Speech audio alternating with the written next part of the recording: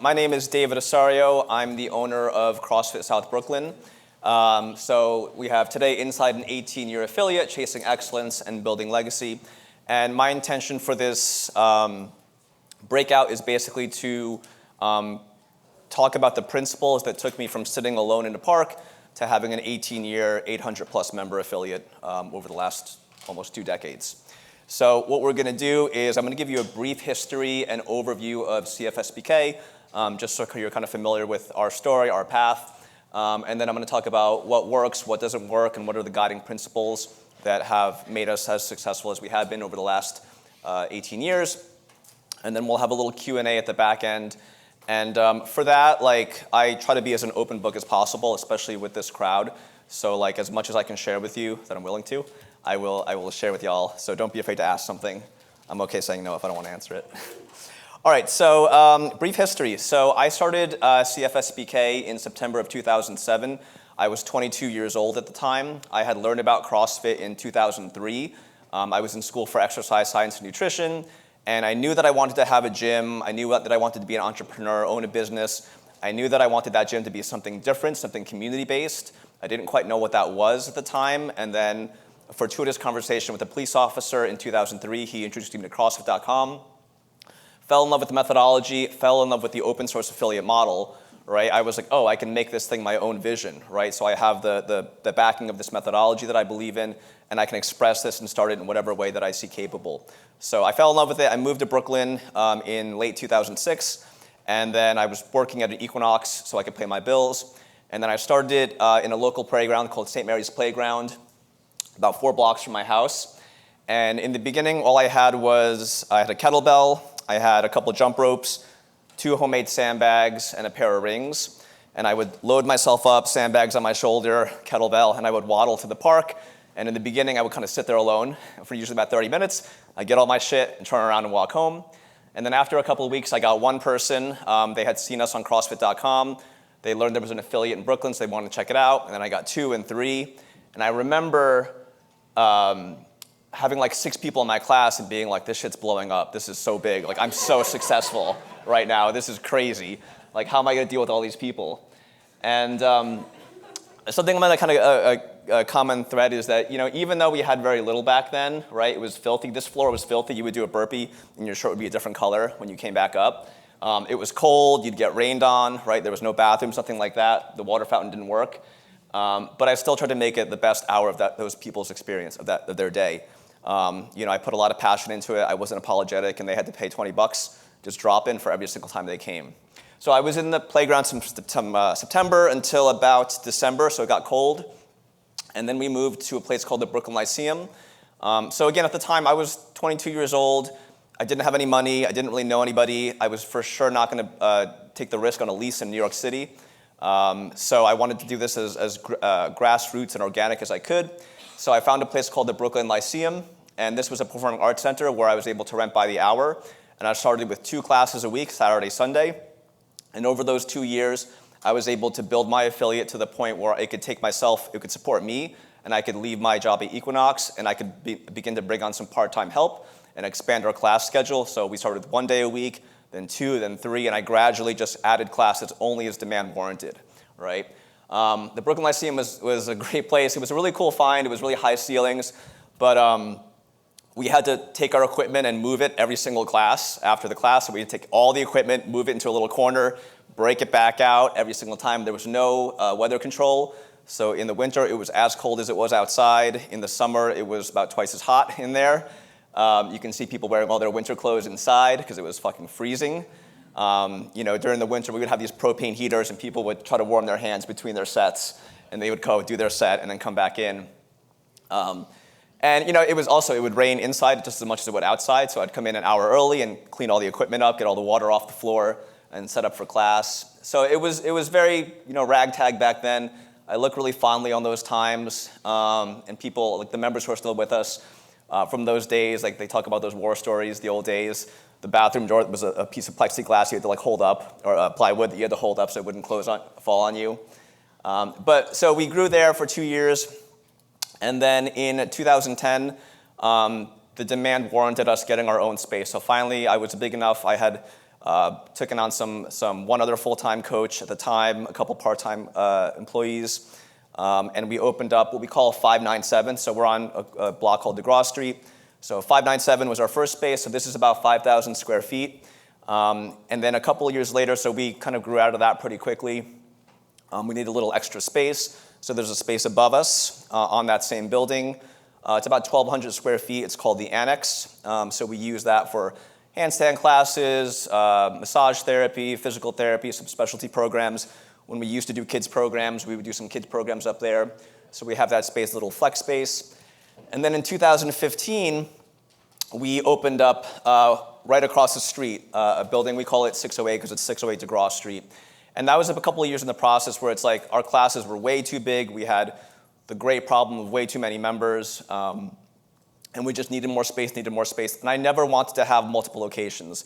I was very personally averse to that because I really wanted one thing that I could wrap my head around and do well. I did not want to have satellite locations where I had to worry about different cultures, different problems, things like that. I wanted to keep it as contained as possible.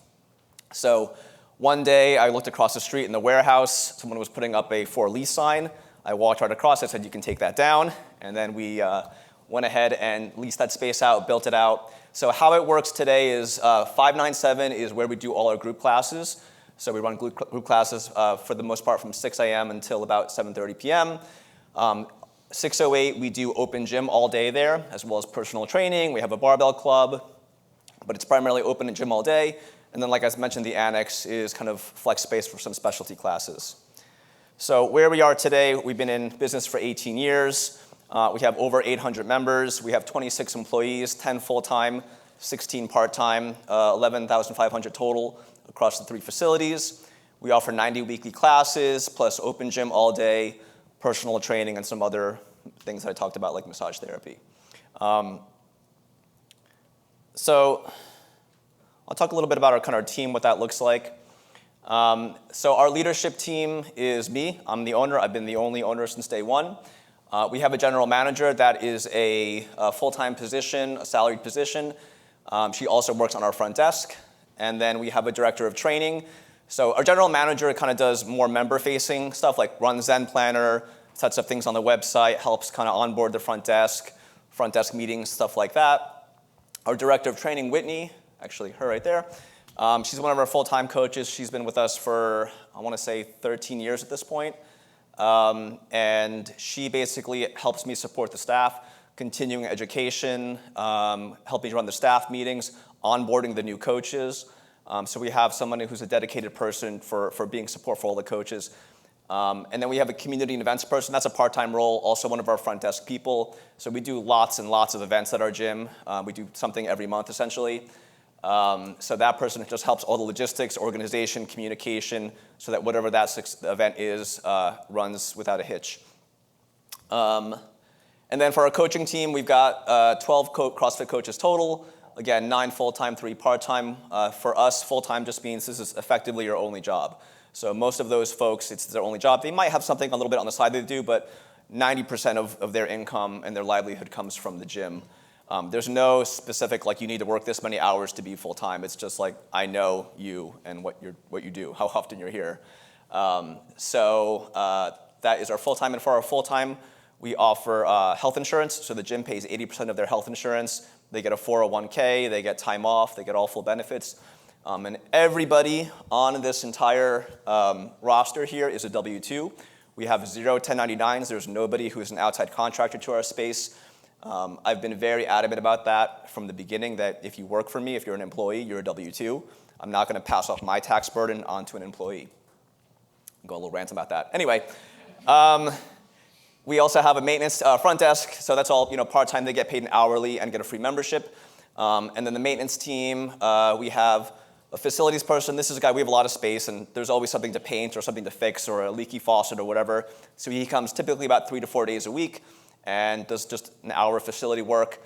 That's per hour. We have an equipment person, so that's one of our full-time coaches.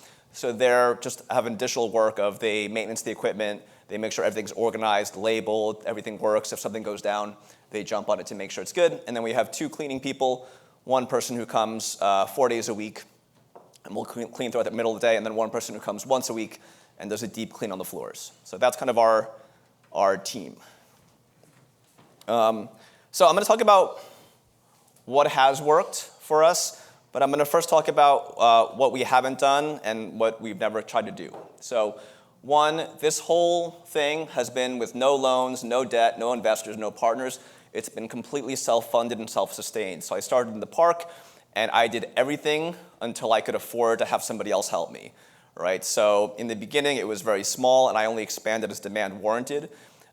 Every single dollar that I made from that gym, I saved and put it back into the gym constantly, so that I can kind of build it gradually over time. A lot of people, I think, and I'm not saying that this is the only way. It's different now. 2007 was a different time than it was now. But my mindset was like, I didn't want to dig a big hole of debt and then try to refill that hole before time ran out. I was like, let me take a teaspoon of sand and put it on top. All right, 1 day a week in the park, and if it's worst case, I lose an hour. No big deal. But I used that mentality the entire 18 years. I've never had a proper business plan. It's just been spend less money than I make. That's pretty much it, right? And again, we've gotten ourselves to quite a large team. Several of our coaches make over 6 figures just coaching, a combination of personal training, group classes, maybe they run some specialty programs or have some of the additional jobs. But the gym has been completely self-funded. Even in our expansion, I had known on the horizon I'm going to have more space, like our classes are too busy. So saving. So when we built out the new space, we had to pour new floors, do new big build out in that space, and we were able to completely self-fund that from the money that we had saved previously. Things we don't do, I've never done advertising. I've never paid for advertising, sales funnel, worked with a lead generation company, SEO optimization, digital marketing gimmicks. I've never closed a lead. And what I mean by that is there's no tactics or tricks or intention to get someone to sign up for my gym. We will gladly answer your questions. We'll give you the information that you want. If it's for you, great. And if it's not, no big deal, okay? But I basically don't care about people who are not members of my community as far as business is concerned, right? My intention and my vision with this was to have a facility that was like that place in town that the line is around the block, right? And they don't have to advertise because that's where you go for the service, for quality, for excellence. That's always been my guiding vision, to make it look so cool from the outside that people want to be part of the membership, part of our gym. I was just telling some of the guys over here that last year we closed our membership for 8 months. We took on no new members. We turned away people because we couldn't handle it. And prior to the pandemic, we were bigger. We were 1,200 members. It was too big. Our margins got much smaller with that. It was too much work, too much of a headache. So we kind of found our sweet spot around 800-ish members. So whenever things kind of begin to cap too much, we just close our doors. And last year, we had a 200-person wait list for people who had tried to join our gym, but we told them they couldn't. So again, I did that all, no paid ads, no funnels, just quality. So what has worked? So 4 things. Empathy-driven leadership, making the gym professional, kind, and fun, hiring well and retaining talent, and consistent and clear communication. Am I talking too fast? Am I okay? I feel amped up right now.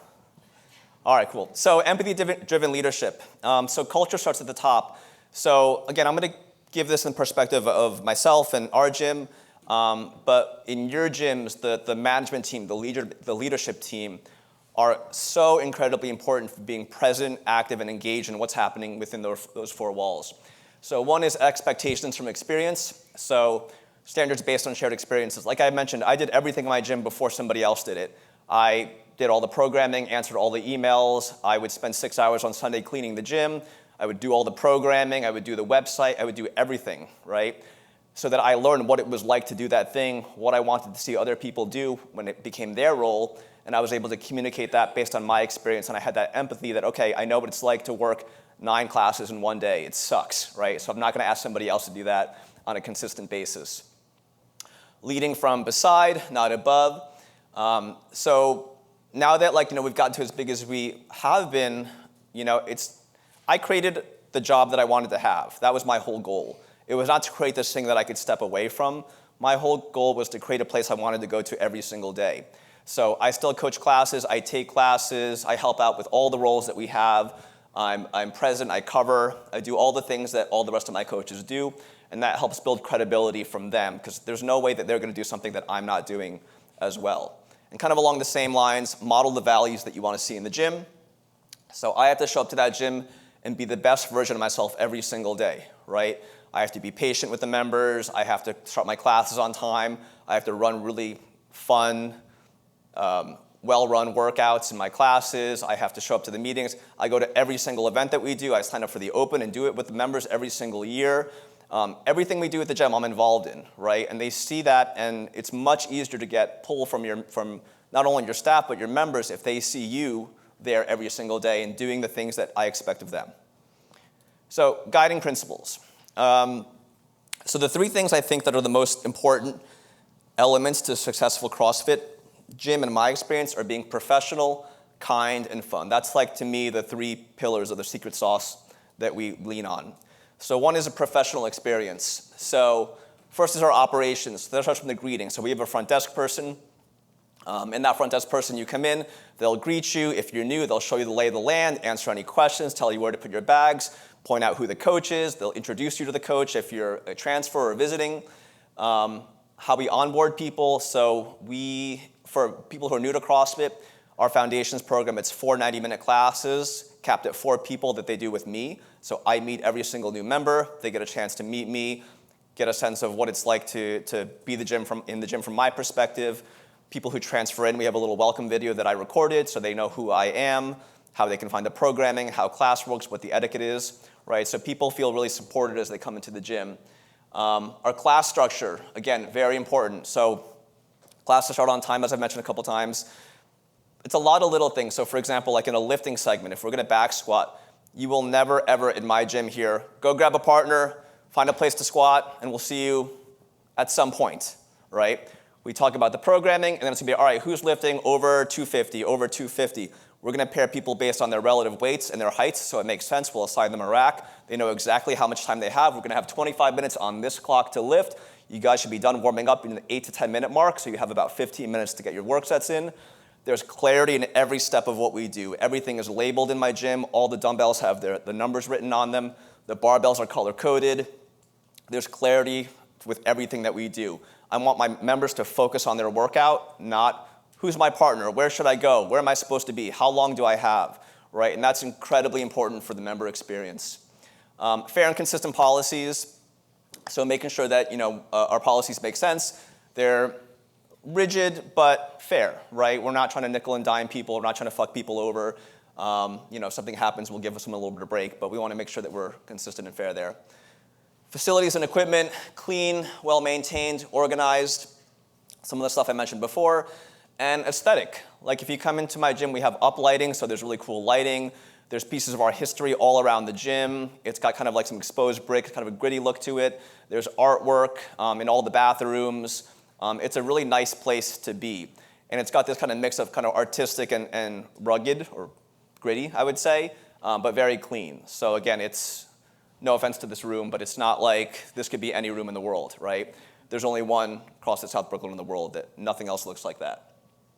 Staff, I'm gonna talk more about that later in detail, but attentive and consistent, professional, kind, and fun. So it doesn't matter if you're coming to Brett's 6 a.m. class or Coach Steph's 7:30 p.m. class, you're gonna have a consistent experience. And that's what I hear from members all the time, that like all the coaches are great. When you keep hearing that, all the coaches are so good, they're so attentive. Man, there's nobody's class that I try to avoid. That's super, super important for having a really good member experience, that you're not depending on personalities running that system, running the ship. And then finally, culture. Respectful, inclusive, and accountable. Did anyone go to Nicole Christensen's lecture just a moment ago? Okay, cool. So some of that, just remember all that.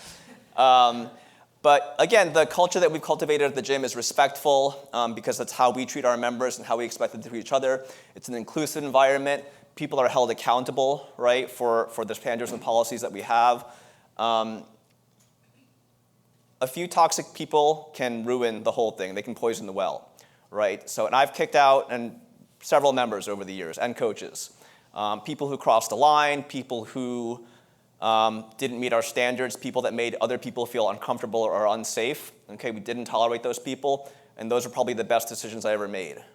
Especially on 2020, there's probably 10 people I asked not to come back, a combination of people, and my members thank me for it. They're like, those people were toxic, right? They had just kind of sapped some energy out of the gym, and things had changed, right? So I had to cut the head off that snake. So it's really important to protect your culture.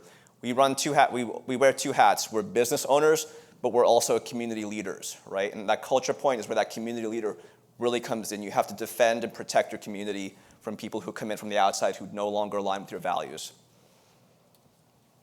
Leading with kindness. So this is a huge thing for us, is recognizing vulnerability. Most people are super intimidated walking into your gym. They come in and they're scared shitless. People are lifting heavy weights. There's this new language, AMRAPs, EMOMs. They don't understand. Everyone seems to know each other. Everyone seems to know what they're doing, right? And it's really intimidating. So recognize that vulnerability. And I would say that's like 85% of the people who walk into your gym are nervous coming in. The people who are like so stoked to be there, who are ready to pop their shirt off and throw some bumps around, they'll be fine, right? They're gonna be great. It's all those people who are like, I don't know if I should be here, right? Those are the people that you need to meet as they walk into the gym to make them feel welcome and safe. So that's about being proactive and empathetic with all of the members. So one is the onboarding tone. So like when I do my onboarding with our new members, we have an exit lecture, and I tell them, we don't expect you to remember all this stuff. It's okay not to know. And if you're in class and you're confused about something, ask the coach. Don't be like, I'll figure it out on my own. They seem busy, right? Like I tell them, it makes our job easier to know that you're confused about something. You're giving them permission to be vulnerable, permission to not know, right? That goes such a long way. It's also about seeking out who's struggling, having that kind of eye of like, I can tell this person, they look overwhelmed in the corner, right? They're a little bit newer. I'm gonna make a beeline for that person, check in on them, see how they're doing, give them a solution that makes sense for them in that moment to make sure they're taken care of. That goes such a long way for retention. That's basically our retention strategy, is to be kind. We all know the adage that people, remember more how you made them feel. That's such a big thing in our space, because people come into this badass looking space with all this crazy shit happening, but they go, oh, everyone's really nice, and I feel really supported. It's okay that I'm the only blank person here, right? I was taken care of and felt safe. We also have, signaling. So I'm gonna go into like something like this. We have a statement of inclusion and anti-oppression that we have on all our bathrooms, right? So people know that they're welcome and safe at our gym. Different things like that, different kinds of things that we do to make the gym. I'm gonna go into philanthropy. Yeah, so kindness, again, is signaling to people that they are welcome there. And this is something I've had so many people like, oh, I saw that sign, and it made me feel good, right? Like, I felt good taking it. I felt comfortable having somebody else come. Also, kindness, I think, is a sense of culture. So at a certain point, as your gym gets bigger, there's, in my opinion, an impetus to have larger social impact, to mobilize your community. So things that, I'm not gonna go over all these things, but like we have a scholarship program. So for every 30 members that we have one pay what you can membership, all right? We have Fight Gone Bad, this is actually next Saturday. We've raised over $500,000 through Fight Gone Bad, our initiative for our local community, for Brooklyn Community Housing and Services. Iron Maidens was powerlifting meet. We sent, how many people? We sent several people, I'm not gonna read this whole thing. Several people, they paid for their college tuition. We have our Stonewall Pride workout, Education Frontline, which gave school supplies for back to school. We raise money for Canines for Warriors on Memorial Day Murph. And every year we do a dog adoption event in the gym, and we do a dog calendar for our local rescue program. So these are all things that give people ownership and pride being part of CFSBK.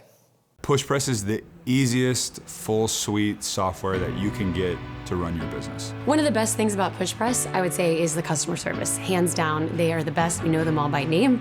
They hear a lot from us. They know us. And they know us, but they're there to help you. And they're also gym owners, so they understand. They are out of this world and helping their clients and just have a true passion for helping gym owners. They're so good with customer service. If you're not using it and your business is ready for it, or you're having stress with the system you're using, it's a no-brainer to give them a call. Before we found Push Press, managing different things was very complicated and confusing, and so we just needed something that was more user-friendly. If I had to describe Push Press, it would be comprehensive, because they really understand what a gym owner needs, and they give us all the tools that we need to be successful. In fact, I don't think I've ever talked to somebody from Push Press that didn't own a gym. So they understood, and I immediately connected with the people there, and the products that they gave me were just, this is everything I needed. Like, where have you guys been my whole life? The best way that I can describe Push Press is absolutely phenomenal. If I had a gym owner friend that didn't have push press, I would tell them that it's life-changing when it comes to having more time to work on the business, and the support is coming from other gym owners that are trying to do the same thing that I'm trying to do.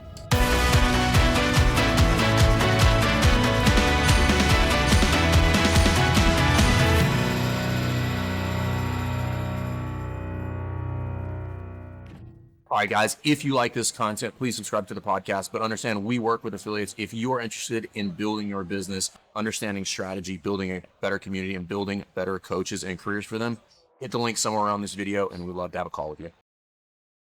And then make it fun. This one I think we all kind of know more intuitively. If you want people to do hard shit, it needs to be fun. So basically facilitating laughter, play, and fun within the gym. That starts with the coach, right? The tone that they bring in. If you come in and we're like talking about, okay, this is the workout, and their tone is just here, everyone else will reflect that tone in the room, right? But if I'm adding a little banter, I'm kind of playing around with the members, I'm giving them license to be a little bit more relaxed, right? That helps create the culture. And opportunities for your members to be themselves, right? To let their personality shine through. If that coach is being themselves in class and being authentic, members are more likely to be authentic themselves. And give people permission to be weird. We do a lot of weird stuff at our gym. I'll leave it there. We do a lot of weird stuff. All right, cool. Hire well and retain talent. So the business's most important investment is the staff, right? They are the force multipliers of the gym's values and culture. Hiring and firing well is extremely important for preserving what you do and being able to grow your business, right? So you're not have to be the person who's there every single day coaching every class. I'm going to talk about the qualities that we look for in a coach in a moment here. But how to invest is one is treat with dignity, respect, and compassion, compensate them fairly, try to create career opportunities, and invest in their development. Prior to owning my gym, I was working at Equinox, and I was making about 25% of the income from my personal training sessions. And we would have these big meetings, and they'd be like, we made $10 million in PT sales this month. And I'd be like, I can barely afford to use the MTA, right? So they developed a lot of resentment, and that's when you get a lot of that people leaving. Your best talent leaves because they're not recognized and compensated for their time. Those people who are the best are your best investment, right? Keep those people. It's much more expensive and much more challenging for your culture and community to be cycling through new coaches and going through this process over and over again.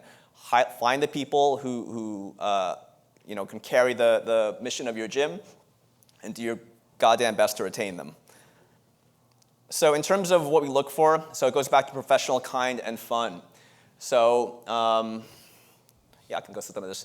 So professional coaching, they take pride in their craft and they're open to improvement, right? It's awesome if you're a really good coach, but can you take a little bit of feedback?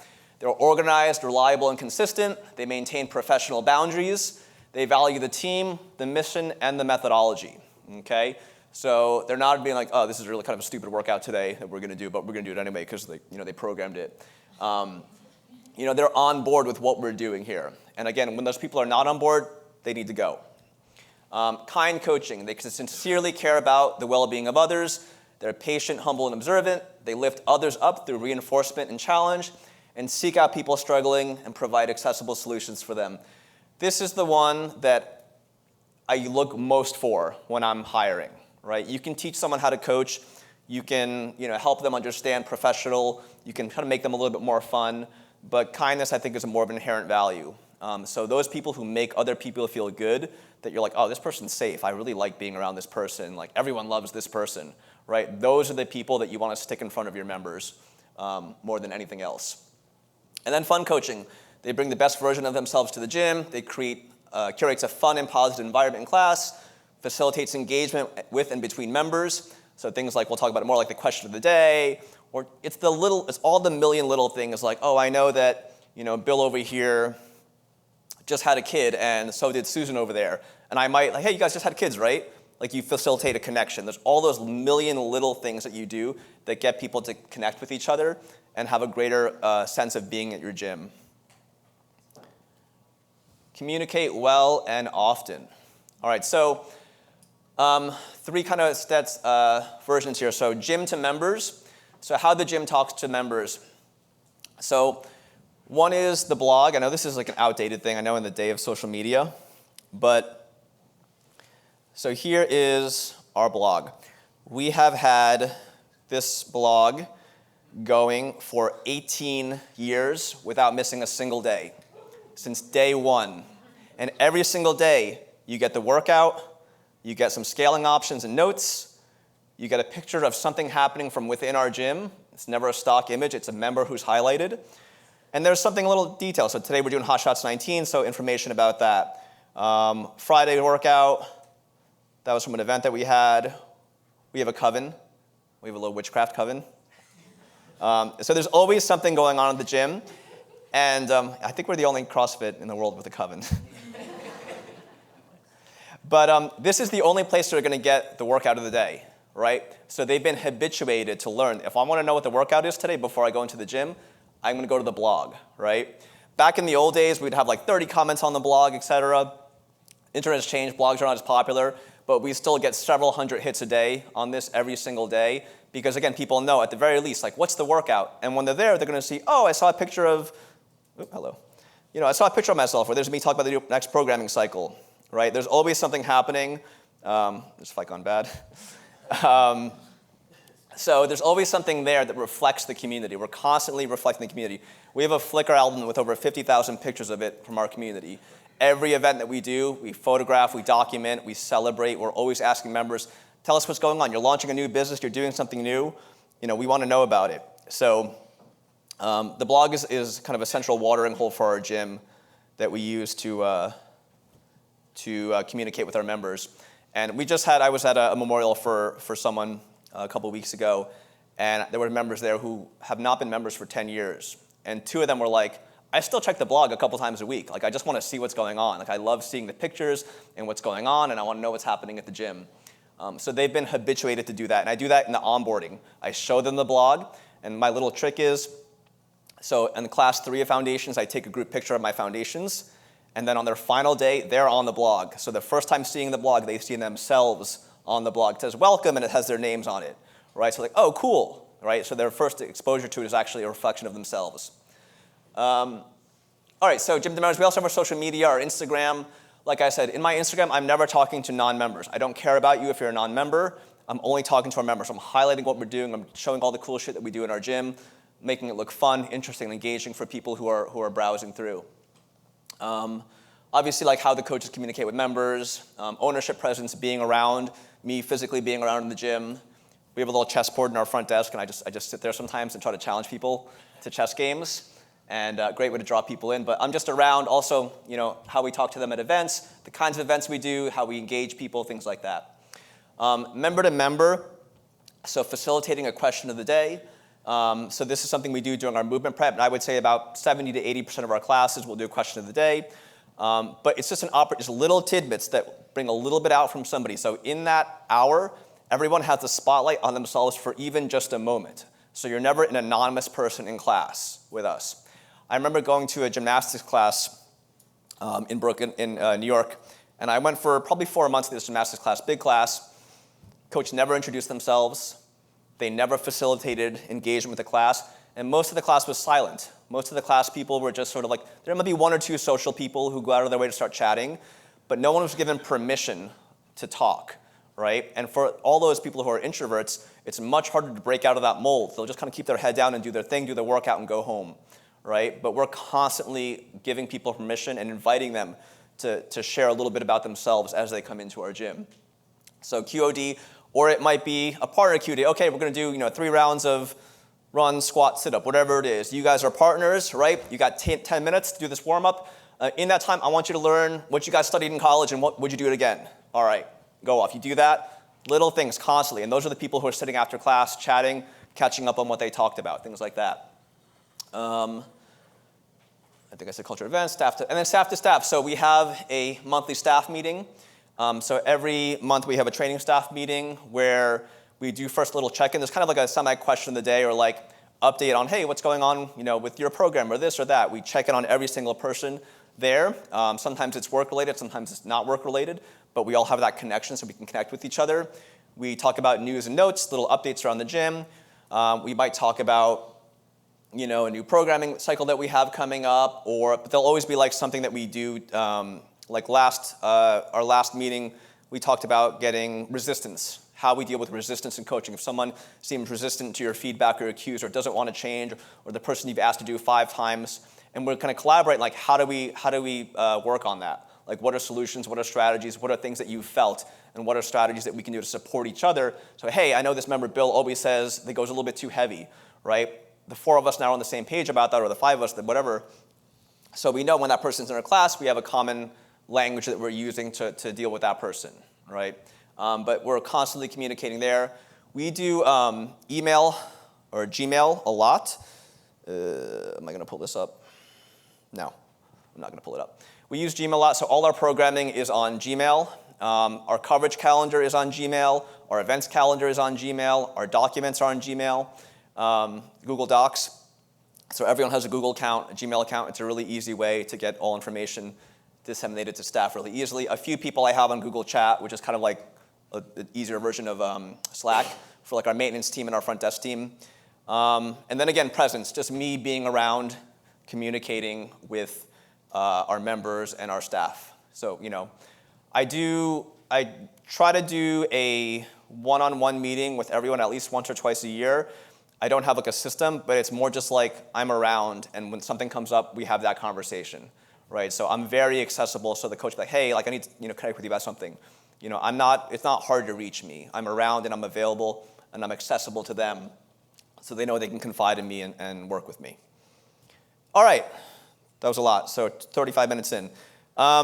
So that's kind of my presentation, and I want to just open it up to any questions that you might have about any of that.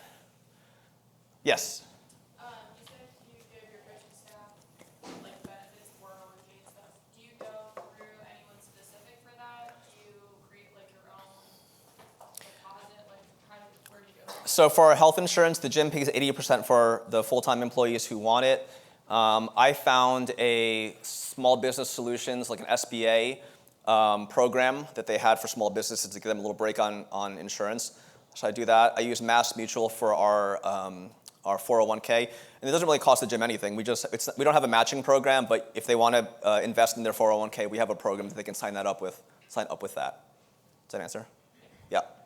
Building on that a little bit, when did you start? Like, how many members would you say were you at when you started offering something like that, 401k, to your coaches? That's a great question. I don't know if I remember exactly. We've had it for, I want to say, at least 10 years. But we had, fortunately, a lot of money, and I was like, I want to reinvest it in my staff to keep the best people. It started with like 2 people. It was me and 1 or 2 other people, and then 3, and then 4. And we only have 6 people right now because some of the other people are married, so they have insurance to their spouse.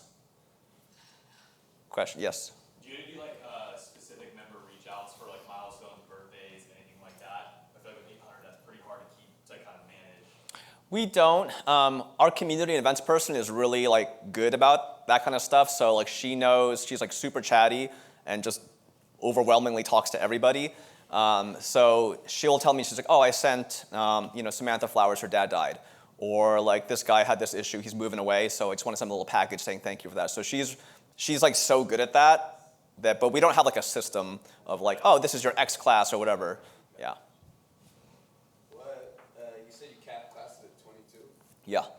Why 22? We used to not cap classes at all, and sometimes we would have 35 people show up, sometimes we would have 7 people show up.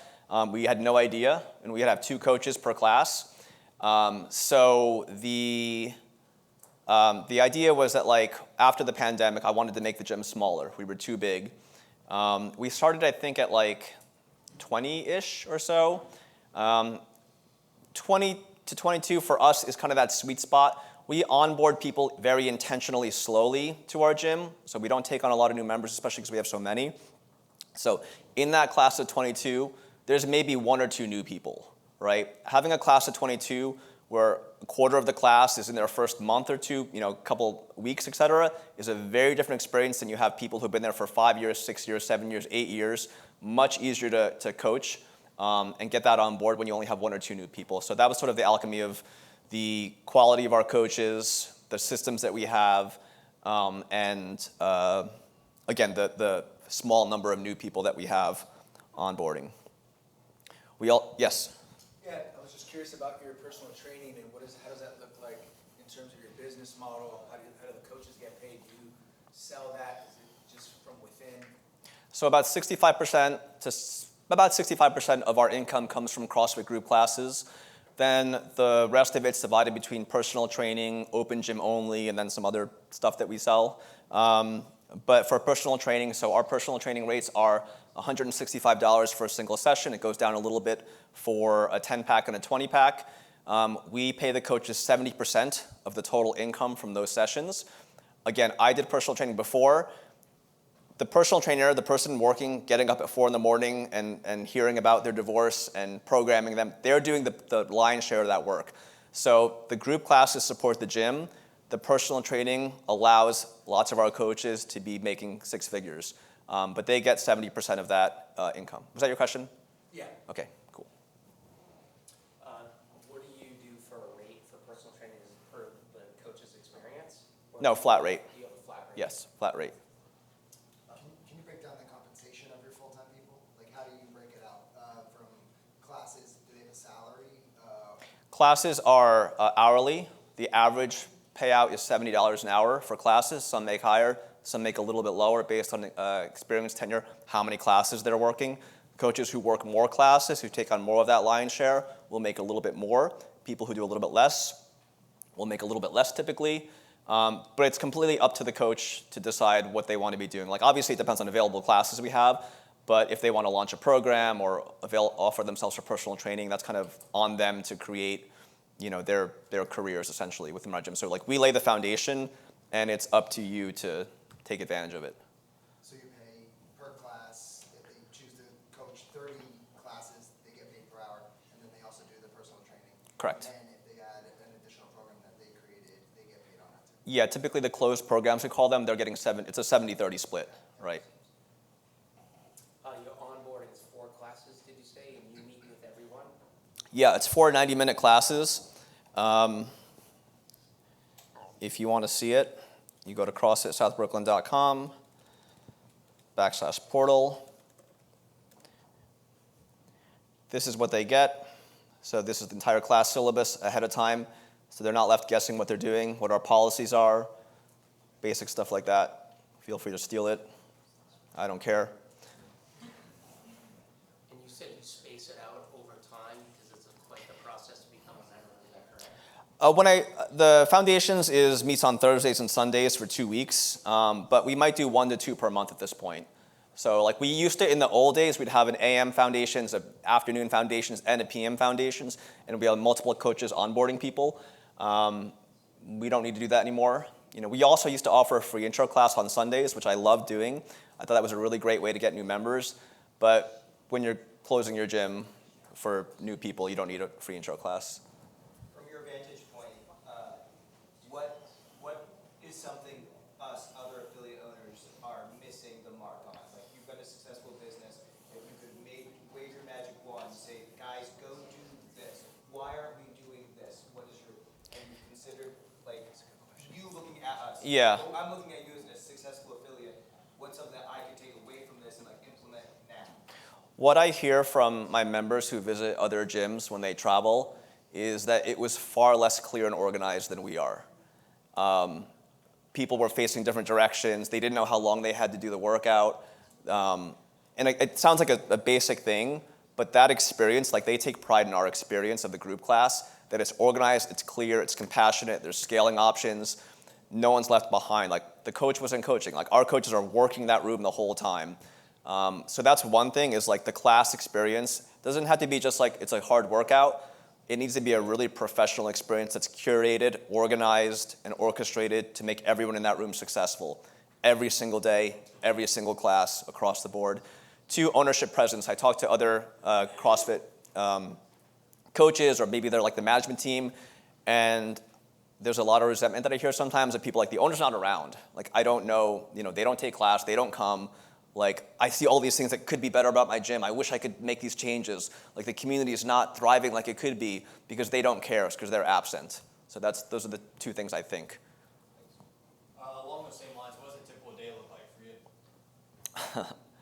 I'll wake up somewhere around 8 to 11 a.m.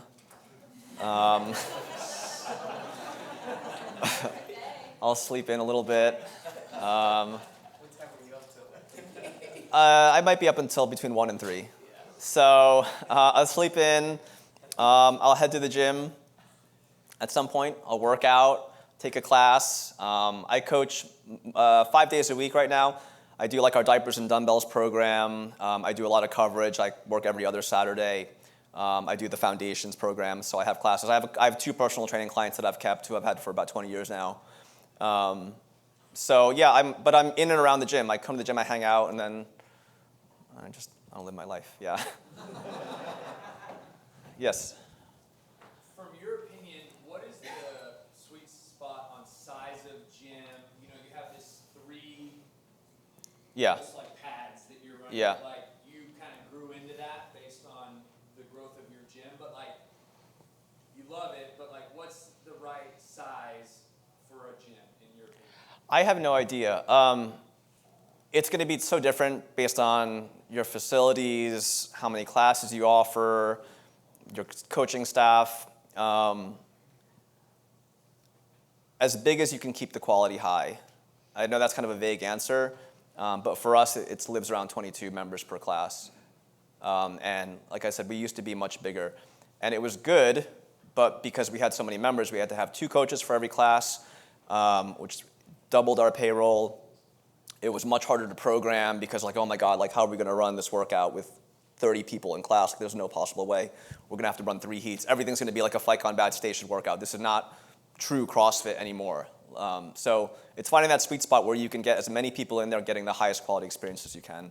So I don't know if that answers. How many members do open gym only across the street at the self-guided? So how many members do open gym? I think we have like 60-ish open gym only memberships, but that open gym is also available to our group class members. So they can come early, they can stay late, or if they don't want to do class, they can do open gym instead. Most people do classes who have the CrossFit membership. We're at 46. I'm getting the get out of here. So wait, can I take a picture of y'all? This is really cool for me. Y'all, thank you so much for coming. Thank you.